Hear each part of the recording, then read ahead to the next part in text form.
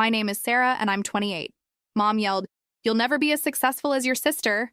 I replied, "Then ask her to pay your debts." The room fell silent. I just smiled and texted someone. 20 minutes later, they couldn't believe who walked through their front door. "Where are you watching from today?" Drop your location in the comments below and hit that like and subscribe button if you've ever felt underestimated by your own family. You'll definitely want to stick around for what happened next. Let me back up and tell you how we got to this nuclear moment at my parents' 60th anniversary dinner. 2 months ago, I thought I was the family disappointment. Fresh out of culinary school with student loans that would make your head spin, working at a chain restaurant while my older sister Jessica ran her own law firm. Every family gathering was a masterclass in subtle humiliation. "Sarah's still figuring things out," Mom would say with that patronizing smile. "Not everyone can be as driven as Jessica." Dad would nod knowingly, like I was some charity case they hadn't quite given up on yet. My sister would just smirk from across the room, designer handbag clutched like a trophy. What they didn't know was that I'd been working nights at the restaurant while secretly building something during my free time. Food delivery wasn't just a job for me, it was research. I watched neighborhoods, studied patterns, learned which areas had money but lacked quality dining options. 3 weeks before the anniversary dinner, everything changed. I'd scraped together enough money to rent a small food truck. Nothing fancy, just 4 wheels and a dream.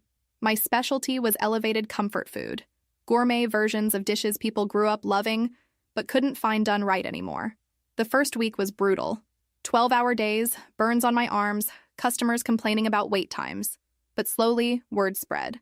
Business professionals started lining up during lunch hours. College students discovered my late-night menu. Food bloggers began posting photos. Then Marcus Webb happened. Marcus owned 3 upscale restaurants downtown and had a reputation for discovering talent. He showed up on a random Tuesday, ordered my signature short rib grilled cheese, and didn't say a word while eating. I figured I'd blown it. 2 days later, he called. "I want to discuss a partnership." That phone conversation led to a meeting. That meeting led to paperwork. That paperwork led to me signing a contract that would change my family's opinion of me forever. But I decided to keep quiet until the anniversary dinner. Let them have their last moment of superiority before I completely flipped the script on their expectations of little Sarah. The anniversary dinner was supposed to be intimate, just family at Mom and Dad's house, celebrating 4 decades of marriage. I arrived fashionably late, knowing Jessica would already be holding court with stories about her latest high-profile case. Sure enough, she was positioned at the head of the table like some kind of legal royalty. "The jury deliberated for 6 hours, she was saying, gesturing dramatically with her wine glass. 6 hours before they realized I'd completely dismantled the opposing counsel's argument. Mom hung on every word like Jessica was delivering the Sermon on the Mount. Dad nodded approvingly, occasionally throwing in comments about his daughter's brilliance. I slipped into my usual seat at the far end of the table, the one closest to the kitchen in case anyone needed drinks refilled. "Sarah!" Mom noticed me finally. "How's the restaurant treating you?" The way she said restaurant made it sound like a leper colony. "Still working those late shifts?" "Something like that," I replied, serving myself from the casserole dish that had been passed around without stopping at my end of the table. Classic family dynamics at work. Jessica leaned forward with that concerned older sister expression she'd perfected. "You know, if you ever want to go back to school for something more practical, I could probably get you an interview at a corporate office. Administrative work pays better than food service." The condescension was breathtaking. Here I was, having just signed a partnership deal that would make her annual salary look like pocket change, and she was offering me filing jobs out of pity. "That's very generous," I said, cutting my chicken with surgical precision. "But I'm pretty committed to my current path." Dad cleared his throat. "Commitment is admirable, sweetheart, but sometimes you have to know when to fold. The restaurant industry is notoriously difficult. Maybe Jessica's right about exploring other options." What followed was 20 minutes of unsolicited career advice. Jessica explained the benefits of steady paychecks and health insurance. Mom worried about my financial security and reminded everyone that I was still paying off culinary school. Dad launched into statistics about small business failure rates.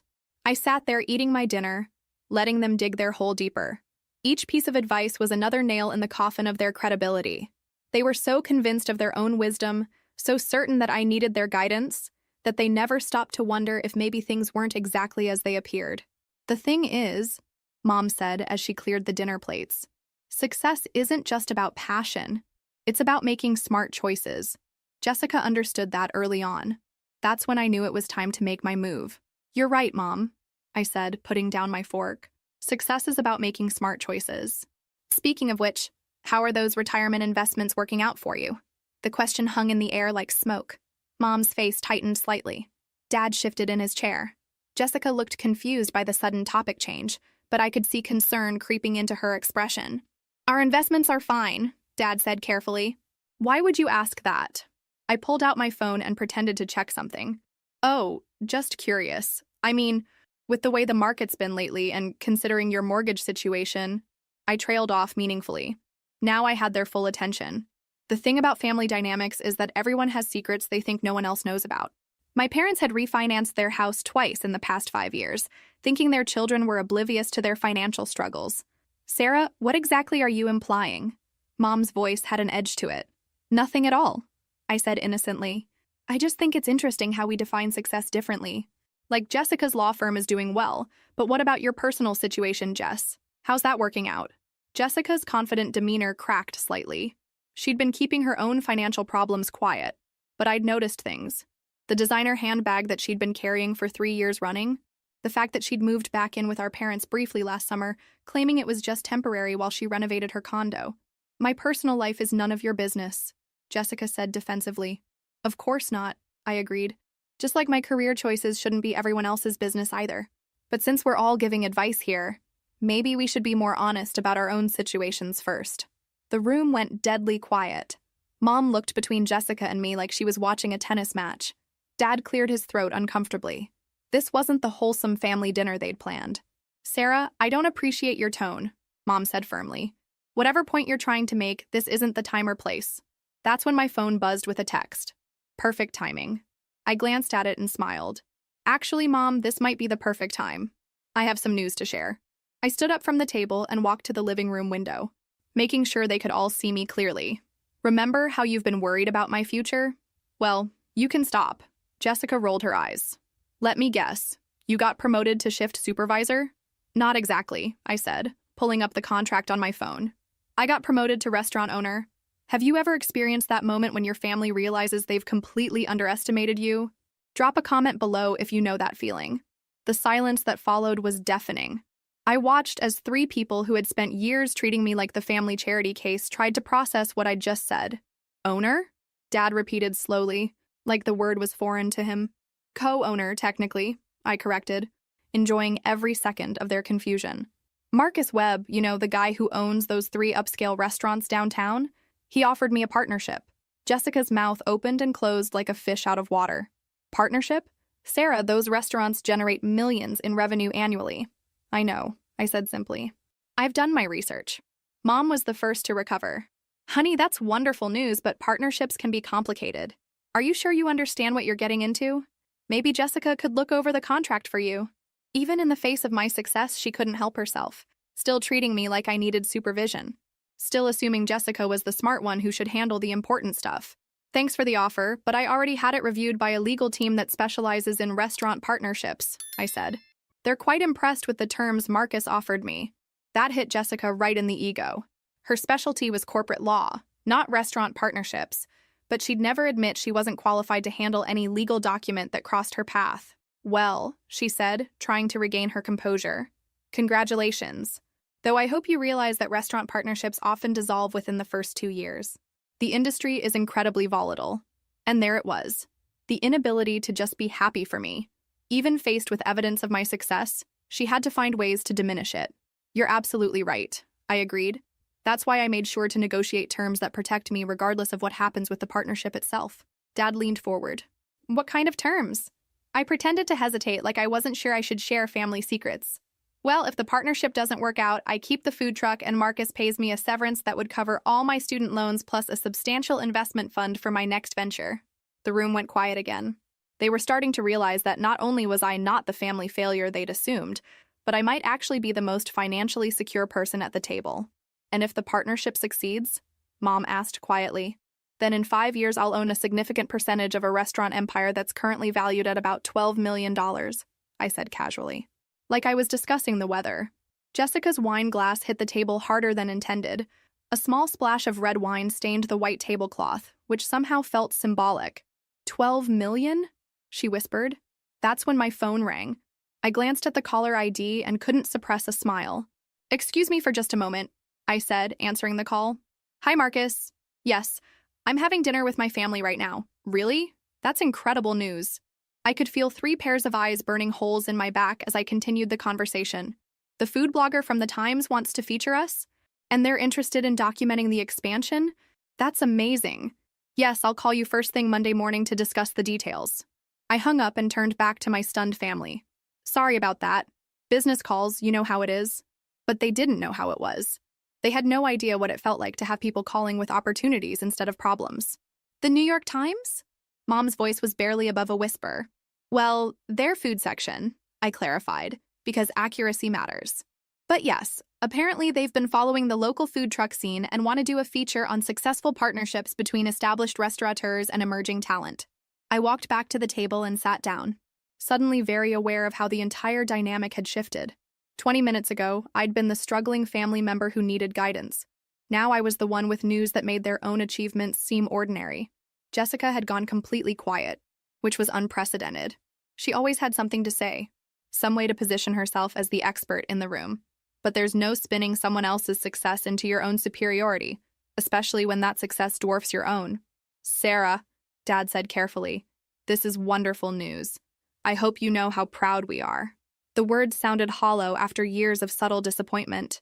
How do you suddenly flip from "we're worried about your future" to "we're proud of you" without acknowledging the complete reversal?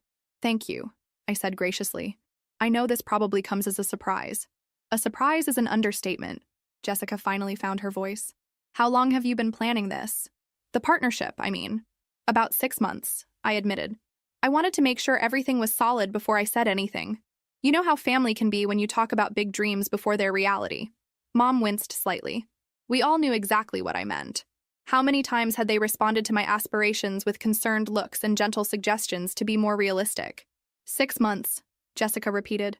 "So while we thought you were just working at that chain restaurant, I was also building my own business, networking with industry professionals, and developing the concept that would eventually attract Marcus's attention," I finished. "Funny how things work out when people actually support your vision instead of trying to talk you out of it." The barb hit its mark. Dad cleared his throat uncomfortably. "We were just trying to look out for you, sweetheart. Parents worry." "I know," I said, and I meant it. But there's a difference between worrying and constantly undermining someone's confidence, between being concerned and making someone feel like a disappointment. The anniversary dinner had officially become a therapy session. Mom dabbed at her eyes with her napkin, though I wasn't sure if it was from guilt or pride or just emotional overload. "What happens now?" she asked. "Now we celebrate," I said, raising my water glass. 40 years of marriage deserves recognition, regardless of what else is happening. But nobody moved to toast. The elephant in the room was too big to ignore anymore.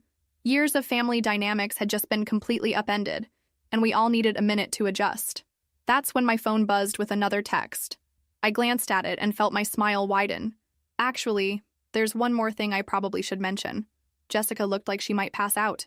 "More?" "The Times feature is going to include a section on family support systems," I said, scrolling through the message. "They want to interview my family about how they encouraged my entrepreneurial spirit and believed in my vision even when it seemed impossible." The irony was perfect.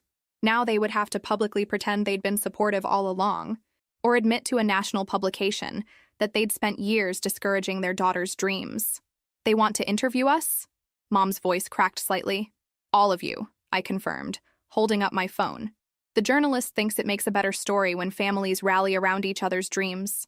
She's particularly interested in how Jessica, being so successful in her own field, provided mentorship and encouragement to her younger sister. If Jessica's face had been pale before, now she looked positively green. The idea of being publicly credited with supporting a sister she'd spent years patronizing was clearly causing her physical distress. "Sarah," she said carefully, "maybe we should talk privately about this interview situation." "Why?" I asked innocently. "Don't you want to share how you've helped shape my success?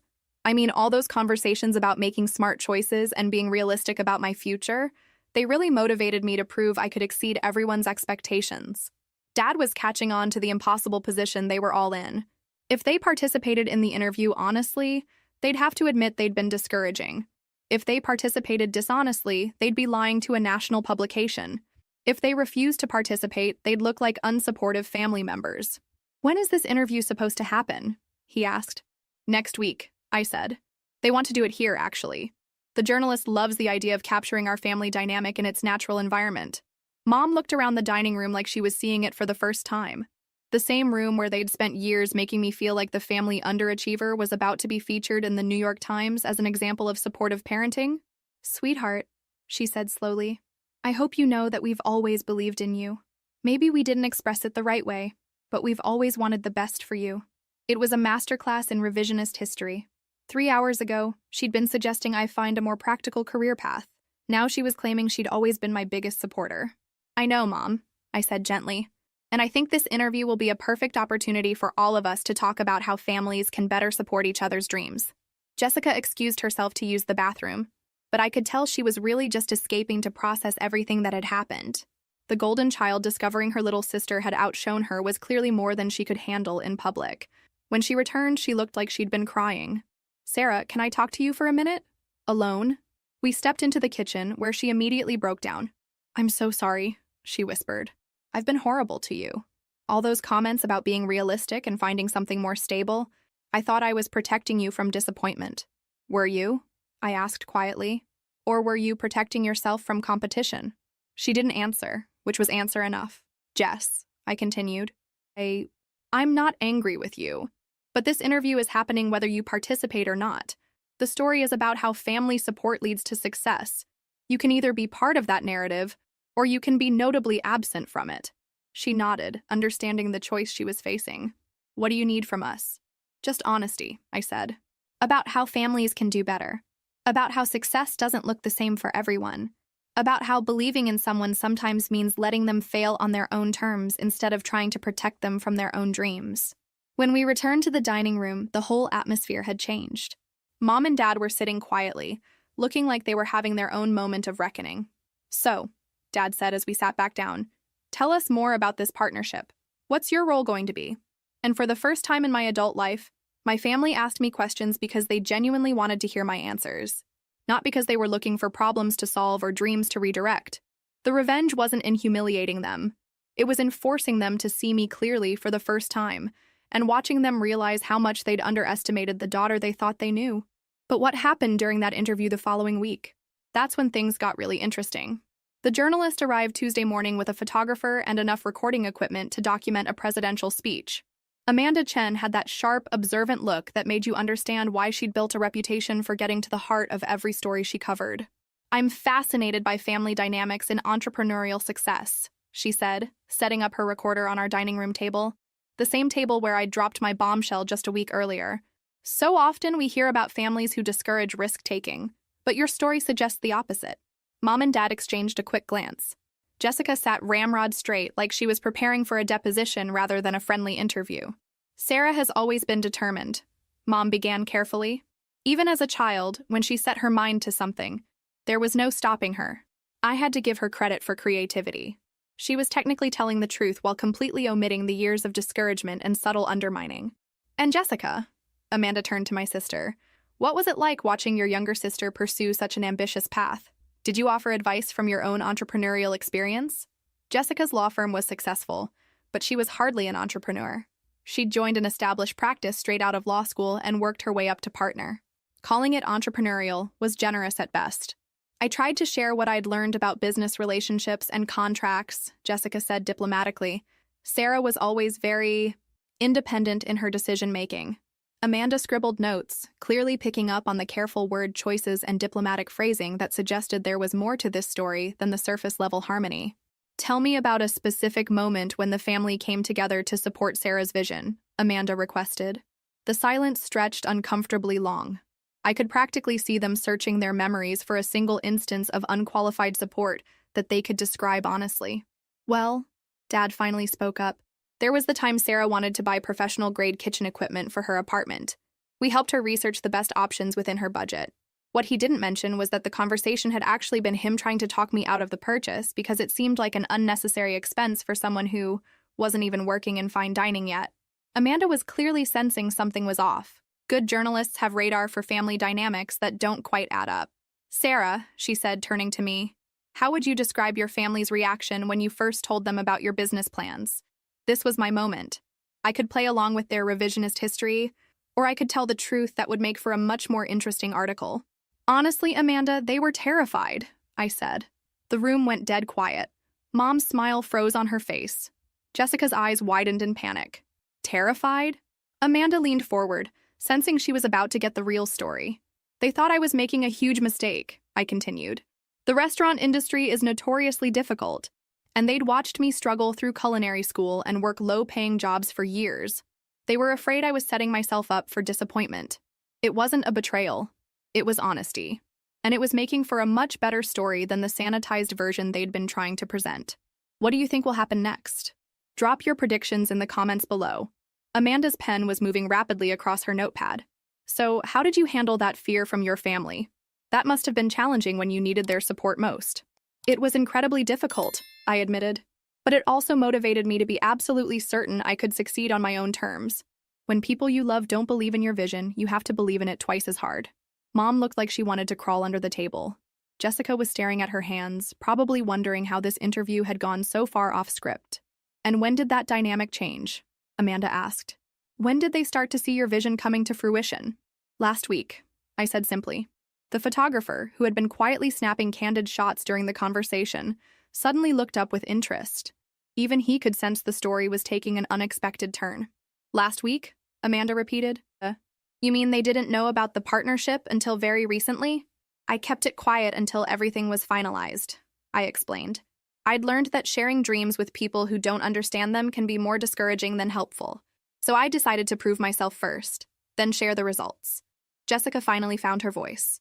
We weren't trying to discourage you, Sarah. We were trying to be realistic. I know, I said gently. And now we can all see how that felt from both sides. Amanda was clearly realizing this wasn't the supportive family story her editor had pitched. This was something much more nuanced and potentially controversial. How do you think other families could handle similar situations better? She asked. Ask better questions, I said immediately. Instead of asking, are you sure about this? Ask, how can I help you succeed? Instead of listing all the ways something could fail, ask about the plans for overcoming obstacles. Dad cleared his throat. That's actually very insightful. I wish we'd thought of that approach earlier. It's not too late, I said, meeting his eyes. We're all still learning how to support each other better. The interview continued for another hour, with Amanda skillfully drawing out stories that illustrated the complexity of family dynamics around risk-taking and success. By the end, she had a completely different article than the one she'd expected to write. This is going to resonate with a lot of families, she told me as she packed up her equipment. The idea that love and support don't always look the way we think they should. After Amanda and her photographer left, the four of us sat in the living room in contemplative silence. Are we going to come across as horrible parents in this article? Mom asked quietly. You're going to come across as real parents, I said. Parents who love their daughter but made some mistakes along the way. Parents who learned something and decided to do better. Jessica looked up from her phone. I just want you to know, Sarah, I really am proud of you. I always have been, even when I was too insecure to show it properly. It was the first completely honest thing she'd said to me in years. That evening, Marcus called with more news. The Times article is generating buzz even before it's published, he said. 3 different restaurant groups have reached out about potential collaborations, and there's talk of a cookbook deal. A cookbook deal. 6 months ago, I'd been serving pre-made salads at a chain restaurant. Now publishers were interested in my recipes and business story, but the real transformation wasn't in my career. It was in my family's willingness to see me as someone whose dreams were worth believing in, even when they didn't understand them. The article published 3 weeks later with the headline, When Love Looks Like Doubt, How One Family Learned to Support Unconventional Dreams. Amanda had masterfully woven together our story with expert commentary on family psychology and entrepreneurial success. The response was immediate and overwhelming. My phone started ringing before 7 a.m. with interview requests, collaboration proposals, and messages from readers who connected with the family dynamics we'd described. Sarah, Mom called me that morning, her voice shaky with emotion. Have you seen the comments on the online version? I hadn't, but I pulled up the article on my laptop and scrolled down to the reader responses. Hundreds of comments from people sharing their own stories of family members who had discouraged their dreams, and others who had learned to be better supporters. My parents convinced me not to pursue music. 20 years later, I still wonder what might have been, wrote one reader. This article helped me realize I've been doing the same thing to my daughter, Time to have a conversation, wrote another. But it was the comment from someone named Patricia Johnson that stopped me cold. I recognize this family. I went to high school with Jessica. This article doesn't tell the whole story. My stomach dropped. I called Jessica immediately. Did you see the comment from Patricia Johnson? I asked without preamble. I saw it. Jessica's voice was tight. She's referring to something that happened in high school, something I never told you about. What are you talking about? Jessica was quiet for a long moment. Remember when you were in 8th grade and you won that regional cooking competition? The one that came with a scholarship to that summer culinary program? Of course. Mom and Dad said we couldn't afford for me to go, even with the scholarship. Sarah. Jessica's voice broke slightly. They could afford it. I talked them out of letting you go. The words hit me like a physical blow. What? I was jealous. I was 17 and struggling in my AP classes, and my little sister was getting recognition for something that seemed so effortless for her. I told them it would interfere with your regular academics, that culinary arts wasn't a real career path, that they'd be wasting money on a hobby. I sat down heavily on my couch, trying to process this revelation. That summer program had been my dream. The disappointment when my parents said no had been devastating, and I'd blamed it on money for over a decade. Jessica, I said quietly, that program launched 3 kids into professional culinary careers. One of them owns restaurants in 5 states now. I know, she whispered. I've followed their careers over the years. I know exactly what I cost you. The conversation continued for over an hour, with Jessica confessing to other moments when she'd undermined my confidence or influenced our parents' perceptions of my abilities. Each revelation was like a puzzle piece clicking into place, explaining years of subtle family dynamics I'd never fully understood. Why are you telling me this now? I asked finally.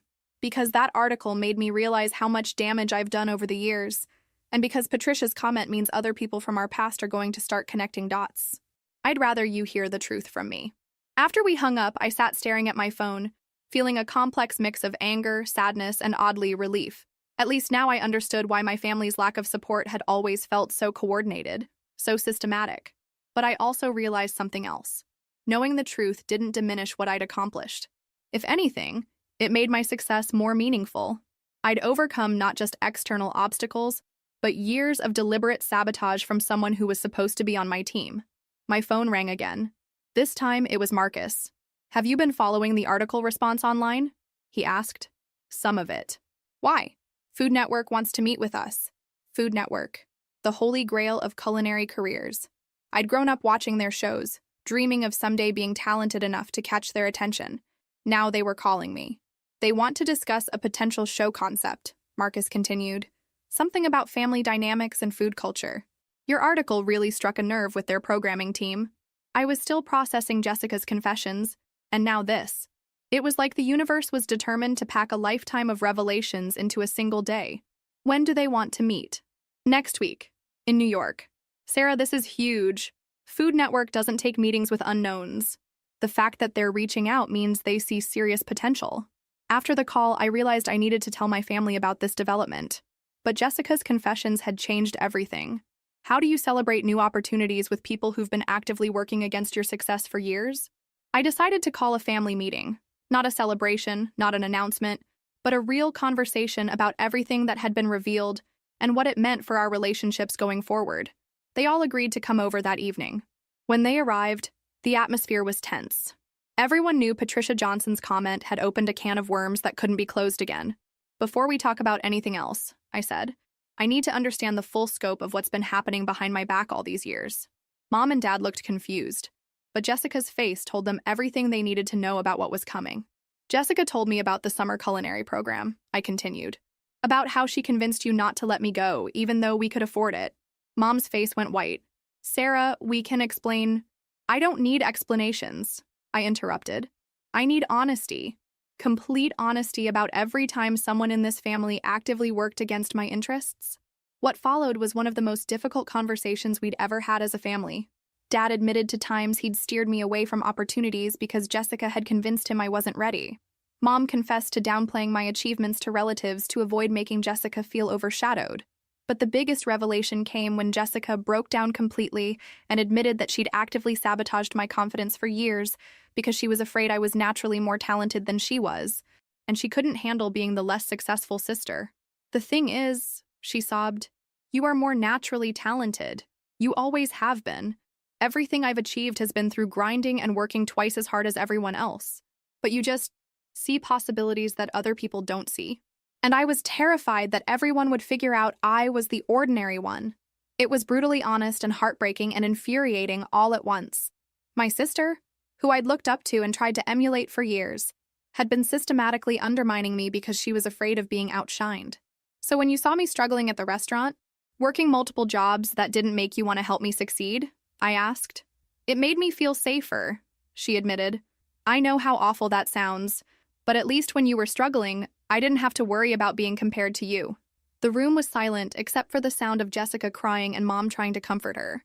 Well, I said finally, I have news that's going to make you very uncomfortable then. I told them about Food Network, about the potential show, about the 3 restaurant groups that wanted to collaborate, about the cookbook deal that was looking more likely every day. With each piece of news, Jessica seemed to shrink further into herself. This wasn't just success anymore. This was the kind of success that gets written about in business magazines and featured on morning talk shows. How do you feel about that, Jess? I asked pointedly. She looked up at me with red, swollen eyes. Terrified, she said honestly, and proud, and ashamed, and happy for you, all at the same time. It was the most honest answer she'd ever given me about anything. Good, I said, because we're going to figure out how to be a family that supports each other instead of competing. And it starts with you deciding whether you want to be my sister or my saboteur. That night, I lay awake thinking about everything that had been revealed. The family I thought I knew had never really existed. But maybe, for the first time, we could build something real. The Food Network meeting was scheduled for Friday morning at their headquarters in Chelsea Market. I took the train to New York, spending the 3-hour ride mentally preparing for what could be the conversation that changed my entire career trajectory. But when I arrived at Penn Station, Jessica was waiting for me. What are you doing here? I asked, genuinely shocked to see her. I came to support you, she said simply. I know I don't deserve to be here after everything I've done, but I wanted you to know that I'm trying to be different. We walked through the city together, and for the first time in years, it felt like we were actually sisters instead of competitors. Jessica asked thoughtful questions about my business plans and listened to my answers without trying to find problems or offer unsolicited advice. I've been seeing a therapist, she admitted as we crossed 14th Street. Since our family meeting, I needed to understand why I've been so threatened by your success. And what have you learned? That I've been defining myself by being better than you instead of just being good at what I do, she said. And that I've wasted years being jealous of someone I should have been celebrating. The Food Network offices were everything I'd imagined and more. Glass-walled conference rooms overlooking the Hudson River, award displays in every hallway, and the constant energy of creative people developing content that would reach millions of viewers. The meeting was with 3 executives: Lisa Morton, the VP of Programming, David Chen, a senior producer, and Maria Santos, who specialized in food culture content. Your story has generated more reader engagement than any food-related article we've tracked this year, Lisa began. The combination of family dynamics and culinary success is exactly the kind of authentic storytelling our audience is craving. They outlined a show concept that would follow my restaurant expansion while exploring how family relationships impact professional success. Each episode would feature families in the food industry dealing with similar dynamics to what my family had experienced. We want you to be the host, David explained. Someone who's lived this experience and can help other families navigate these challenges. A hosting gig on Food Network. 6 months ago, I'd been worried about making rent. Now they were offering me a platform to reach millions of people while doing what I loved most. But the best part was the look on Jessica's face when we left the meeting. Pride. Pure, uncomplicated pride in her little sister's achievement. I can't believe they want to build a show around you, she said as we walked back toward Penn Station. Neither can I admitted. But Jessica, I want you to know something. This doesn't have to change anything between us. We don't have to be in competition anymore. She stopped walking and turned to face me. Sarah, I need to tell you something else. My heart sank. More confessions? More sabotage I didn't know about? When I heard about the Food Network meeting, I called Patricia Johnson, she said. You what? I asked her to delete her comment from the article. I offered to pay her to keep quiet about our high school years. I stared at her in disbelief. Even now, even after everything we'd talked about, she was still trying to manage my story. She turned me down, Jessica continued, and she was right to. She told me that real change doesn't come from hiding the truth. It comes from owning it and doing better. We stood on the sidewalk in the middle of Manhattan, two sisters finally seeing each other clearly for the first time in their adult lives. "What did you tell her?" I asked. "That you were right to tell your story honestly, and that I was sorry for asking her to help me cover up my mistakes," Jessica said. "And that if anyone asks about our past, I'll tell them the truth about who I was and who I'm trying to become." That evening, we had dinner at a small restaurant in Little Italy. Just the two of us, talking like sisters instead of rivals for the first time since we were children. "I want to be better," Jessica said over dessert. "I want to be the kind of sister who builds you up instead of tearing you down." "Then be that," I said simply. "Starting now." When we got back to the hotel, there was a message waiting for me from Marcus. The Food Network executives had already called him with a preliminary offer. The show was moving forward, but the real victory wasn't the show or the partnership or any of the external validation. It was the conversation I had with Jessica that night, where we finally figured out how to be family. 6 months later, I was standing in the kitchen of my second restaurant location, filming the pilot episode of Family Table, my Food Network show about how family dynamics impact food culture and business success. The cameras were rolling as I prepared my signature dish, the short rib grilled cheese that had first caught Marcus's attention. But instead of cooking alone, Jessica was beside me, helping prep ingredients and sharing stories about our childhood relationship with food. "Growing up, Sarah was always experimenting in the kitchen," she told the camera. "I used to get annoyed because she'd use up all our ingredients on her creative projects.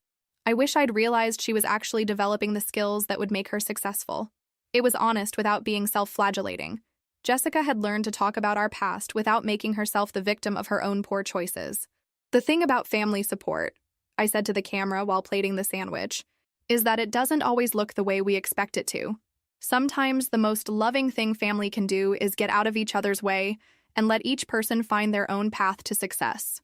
The restaurant was bustling around us, a perfect example of how dreams can become reality when you persist despite discouragement.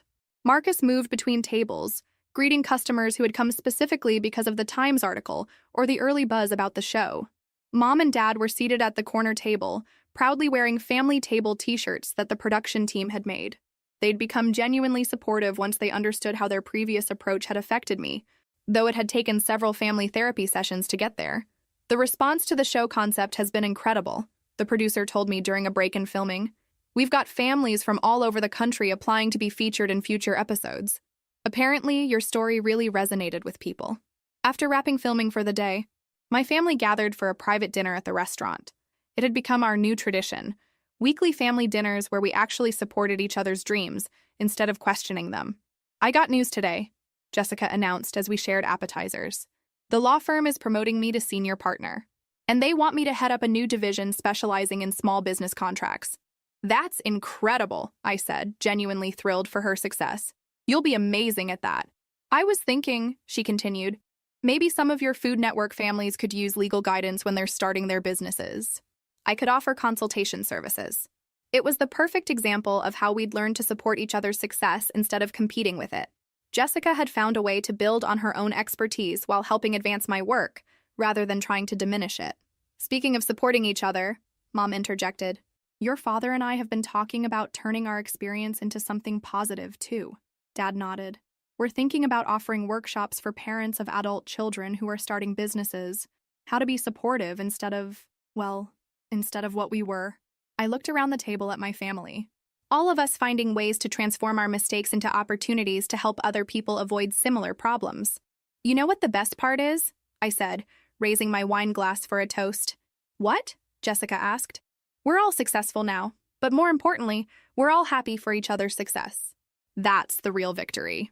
We clinked glasses, and for the first time in our adult lives, it felt like we were genuinely celebrating together instead of just going through the motions of family unity. After dinner, as I locked up the restaurant and headed home to my new apartment, fully paid for with my partnership earnings, I thought about how dramatically everything had changed in less than a year. The success was gratifying, but what mattered most was the transformation in my relationships. My family had learned to see me as someone whose dreams were worth believing in, and I'd learned that sometimes the people who hurt us most are the ones who are most afraid of being left behind. The text on my phone interrupted my reflection. It was from Amanda, the Times journalist. "Watching your show preview online. So proud to have been part of your story. You've inspired more families than you know." As I read her message, I realized that the real revenge hadn't been in proving my family wrong about my potential. It had been in proving that families could change, grow, and learn to love each other better. And that, it turned out, was the most satisfying victory of all. If this story resonated with you, make sure to like and subscribe for more stories about overcoming family obstacles and achieving success despite the odds. Sometimes the best revenge is simply becoming the person you were meant to be all along.